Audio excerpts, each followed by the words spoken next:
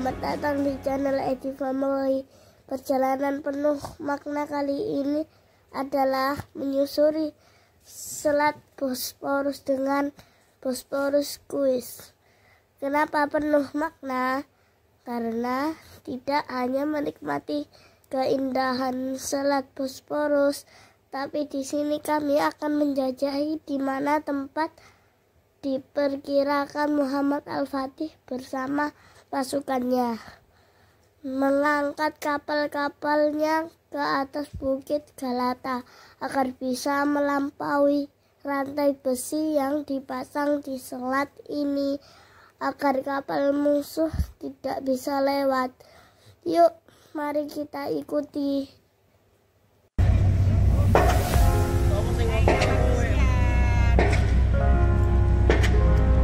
Adek, Ibu,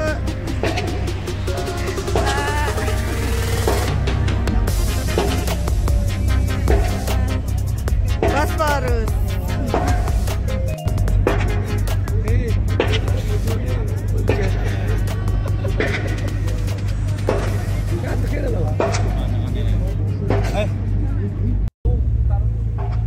Ini sana adalah Teluk Tanduk Mas, Golden Horn. Jadi ini Bukit Galata ini. Bapak Ibu sekalian, Bukit Galata. Ini Menara Galata ini. Jadi nanti setelah ini kita akan ke sana. Jadi kira-kira Muhammad Al-Fatih itu menaikkan bendera kapalnya dari sana Sampai sini.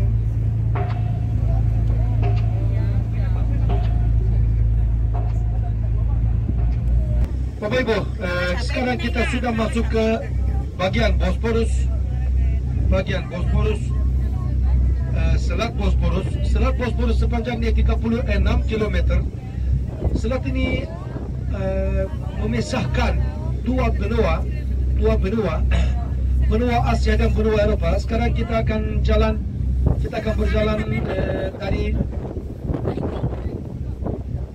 dari bagian kita akan jalan dekat ke pinggir benua Asia.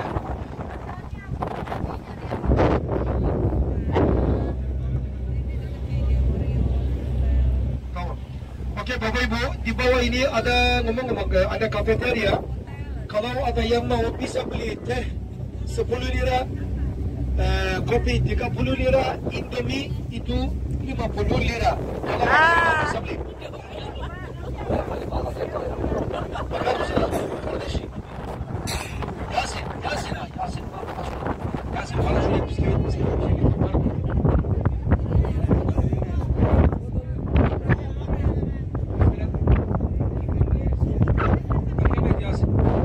Bapak Ibu,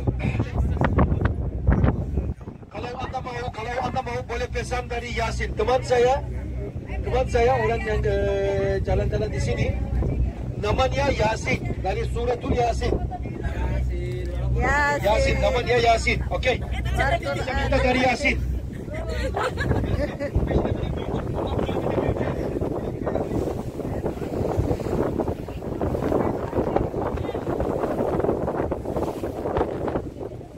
Hai adek, duduk di kafetaria.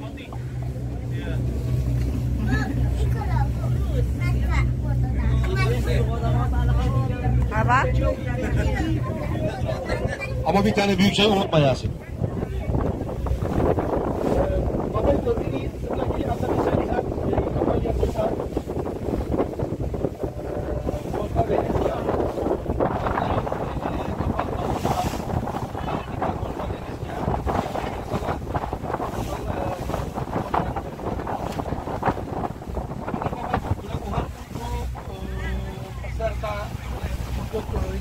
Kapal peserta setiap tahun ke Turki kira-kira 2,5 ke 3 juta orang datang sama kapal.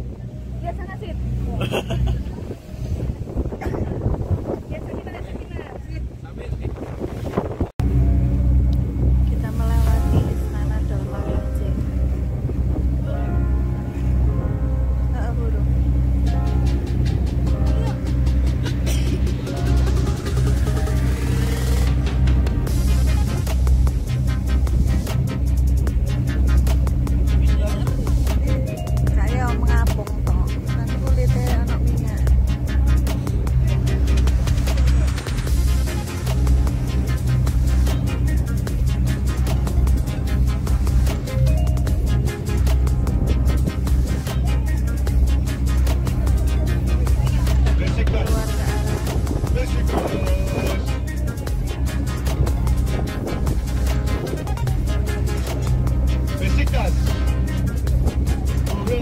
Beşiktaş aman Fenerbahçe'den.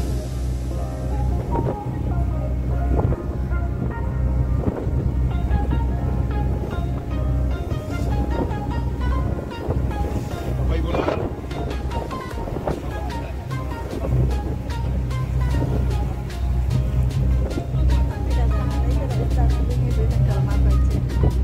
Bapak Ibu, ini sebelah kanan, sebelah kiri. Untuk saya kanan, untuk anda kiri.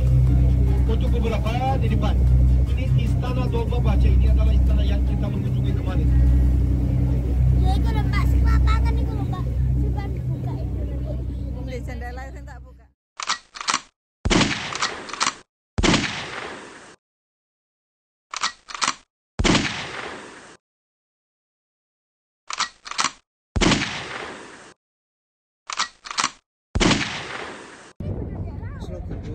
Iki kau dek.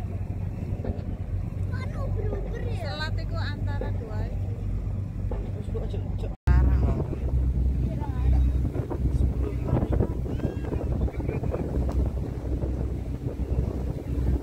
Ini Shangri-La Hotel. Di samping Shangri-La Hotel ada museum Masjid Allah.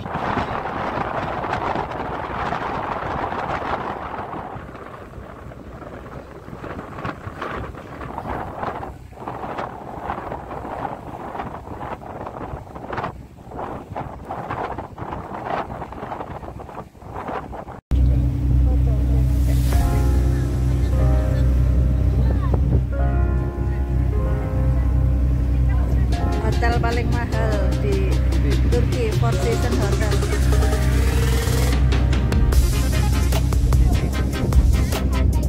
Iya. Nggak tahu.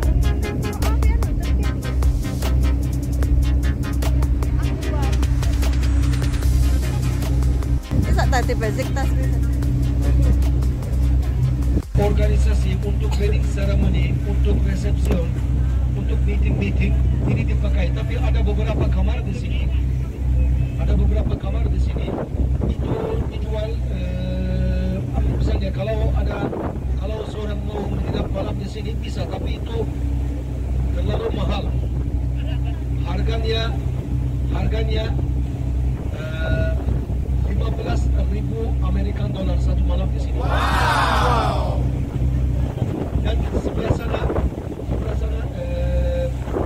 sebelah kanan, Bapak Ibu, ini Çırağan Kempinski. Nama istana ini Istana Çıragan.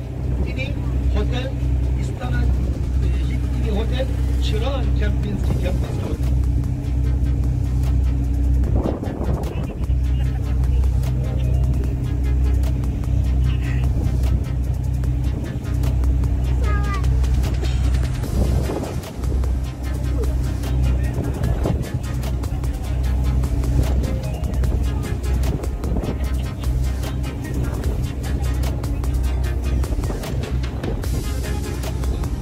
Yasin dari geliyor.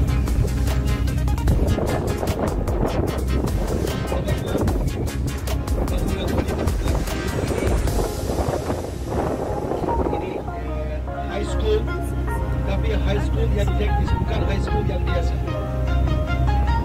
Misalnya departemen di sini SMK. listrik, mesin, tapi high school bukan universitas.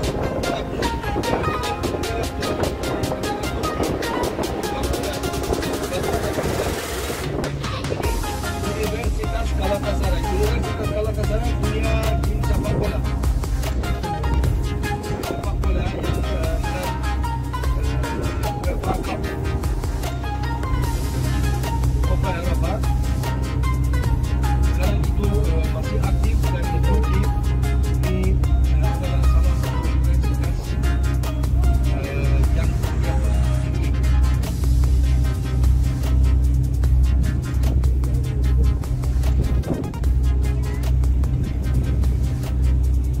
Salah satu yang paling khusus. Ini Bapak Ibu, Masjid Ortaköy. Masjid Ortaköy adalah nama baru. Nama lama itu Masjid Mecidiye yang agung. Masjid Mecidiye itu dibangun di tahun 1870-an Dan di Selat Bosporus atau di antara, karena sebelumnya saya sudah menjelaskan, di Istanbul ada 346 masjid bersejarah. Di antara 346 masjid bersejarah ini adalah masjid yang punya cara arsiteknya itu seperti katedral style. Di luar, tapi di katedral ada banyak patung hewan dan patung rasul-rasul. Tapi di sini patung kita dipakai karena di Istanbul dilarang. Tapi dibangun seperti katedral.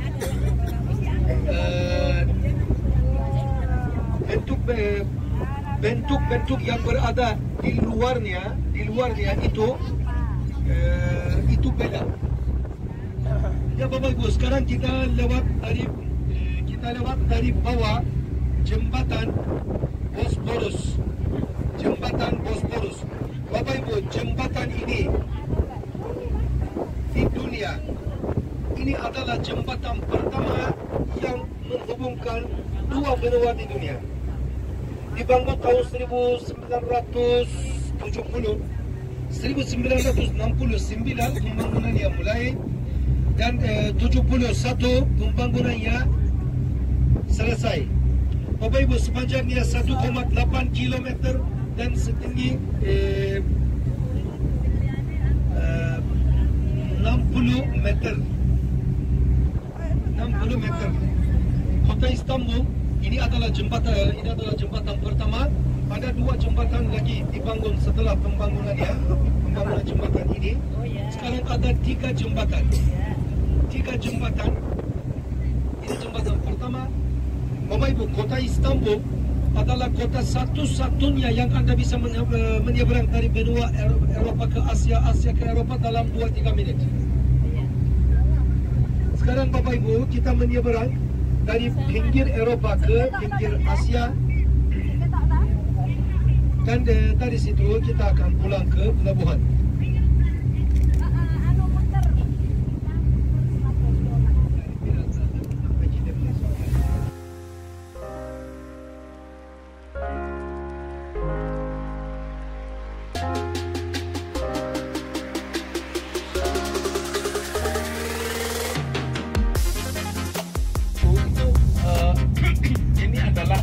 Menara Galata.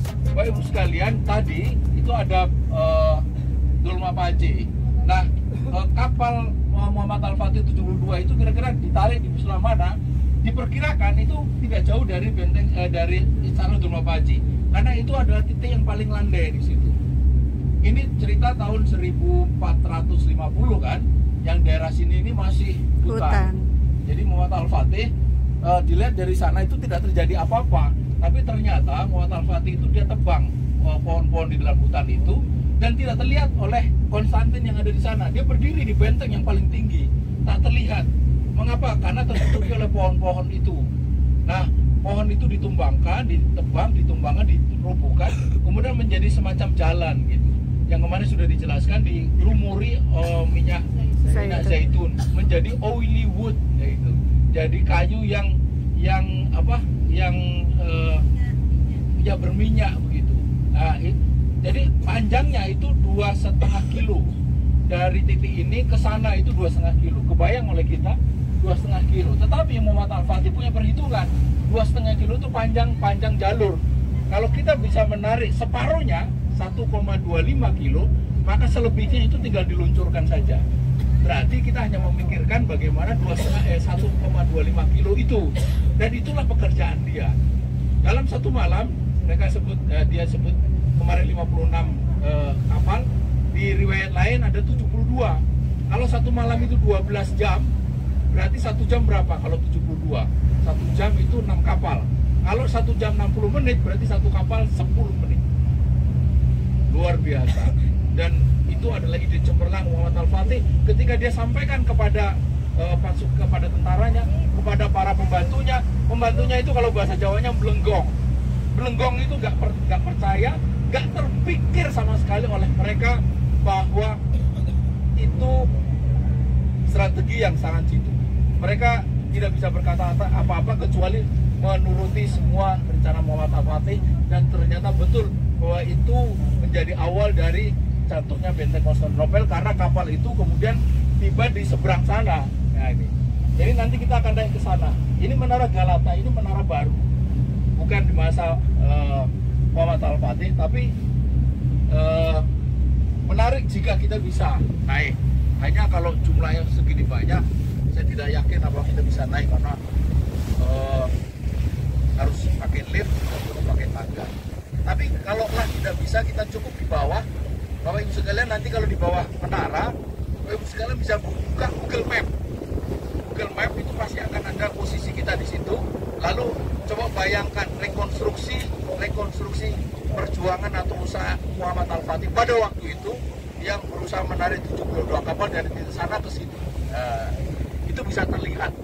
Jadi kita sedang bergerak menuju ke Golden Horn, Teluk Tanduk Mas. Jadi di sana Laut Marmara, itu Selat Bosporus, ini Teluk Tanduk Mas. Yang dijaga rantai. Rantainya itu diperkirakan daerah sini nih. Rantai yang sangat besar. Rantai itu sendiri sekarang disimpan di Museum Maritim Istanbul. Bapak Ibu sekalian, itulah kenapa kapal-kapal dari arah sana itu tidak bisa masuk ke sini. Ini teknik yang dilakukan oleh Konstantinopel untuk melindungi titik yang memang paling lemah. Dia sangat yakin bahwa kapal tidak mungkin masuk ke sana karena itu titik atau wilayah itu tidak terlalu dijaga. Tidak terlalu dijaga. Dan mereka tidak menduga sama sekali di titik itulah Muhammad Al-Fatih masuk. Begitu masuk ke sana, maka Konstantin sudah mengatakan Konstantinopel jatuh. Ini kepala.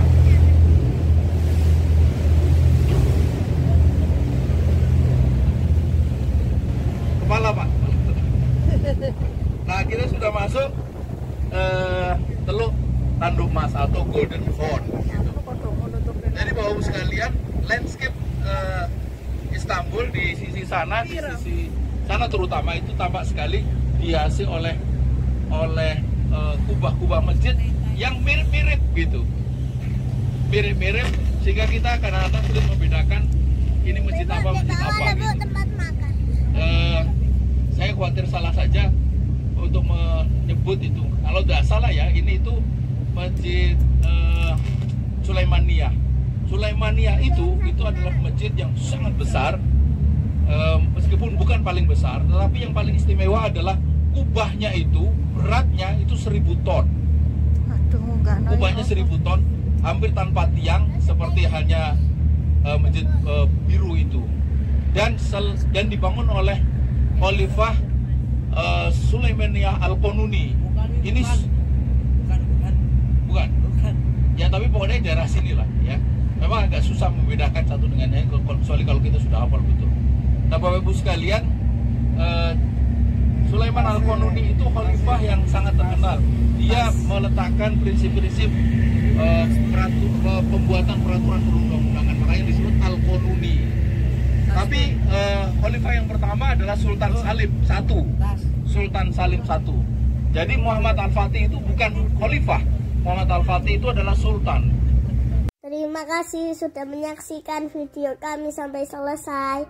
Video di Mekah dan Madinah ditunggu ya.